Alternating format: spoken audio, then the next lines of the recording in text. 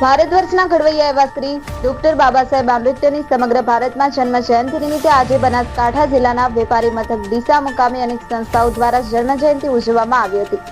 ડીસા ખાતે શિવસેના સમિતિ દ્વારા પણ સુંદર આયોજન કરવામાં આવ્યું। સેવા સમિતિના પ્રમુખ શ્રી સીસી રાજપૂત, મહામંત્રી જીતુભાઈ પરમાર, નિલેશભાઈ પરમાર, દીપકભાઈ ભીમાણી, કુંભારજી માળી, કે દેસાઈ, અતુલભાઈ દૈયા, નરેશભાઈ ચૌહાણ, કાંતિભાઈ લોઢા તેમજ સેવા સમિતિના સલાહકાર એવા શ્રી એનટીભાઈ રાઠોડ તેમજ બનાસકાંઠા જિલ્લા હિન્દુ યુવા સંગઠનના મનોજસિંહ ઠાકોર, કેતનભાઈ ચૌધરી સહિત સૌ સેવા સમિતિના સભ્યો દ્વારા ડોક્ટર બાબા સાહેબ આંબેડકરની પ્રતિમાને પુષ્પાર્પણ કરી અને સાચા હૃદયથી બંધારણના ઘડવૈયાને શ્રદ્ધાંજલિ આપી હતી।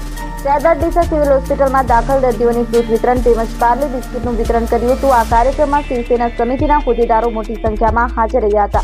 નીરજ બોરાણા, जी एक्सप्रेस न्यूज, ડીसा।